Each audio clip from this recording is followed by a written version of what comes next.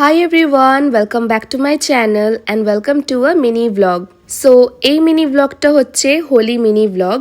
আমাদের এখানে হোলি একটু ডিফারেন্ট ওয়েতে সেলিব্রেট করা হয়, মানে বেশিরভাগ স্টেটসগুলোই আমি দেখেছি দোল পূর্ণিমার দিনই সবাই নিজেদের মধ্যে হোলি সেলিব্রেট করে নেয়।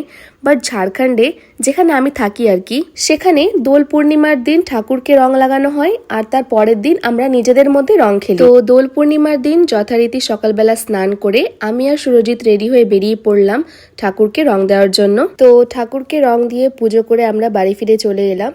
নেক্সট ডে সকালবেলা ঘুম থেকে উঠে আমি খেয়ে নিলাম দুটো সোকড আমন্ড। ব্রেকফাস্টের জন্য বানিয়েছিলাম ফ্রাইড লিট্টি, তো সেটা খেয়ে রং খেলতে বেরিয়ে গেলাম। বেরোনোর আগে ভালো করে সানস্ক্রিন আর বডি অয়েল লাগিয়ে নিয়েছিলাম। রং খেলা স্টার্ট হয়েছিল ঠিক ওই 10টার সময়। তো প্রথমে বোন আর বৌদিদের রং লাগিয়ে হোলি খেলা স্টার্ট করলাম। এদিকে বোন জল রেডি করছিল সবাইকে ভেজানোর জন্য, আর এই পুচকি দুটো ওকে ডান্স দেখাচ্ছিল রং মেখে ভূত হয়ে।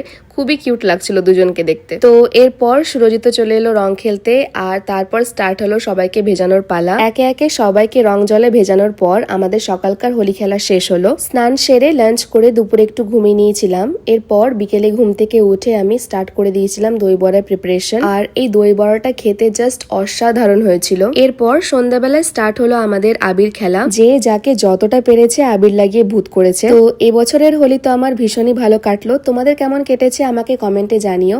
তো ভিডিওটা এই পর্যন্তই, দেখা হচ্ছে পরে ভিডিওতে। টাটা।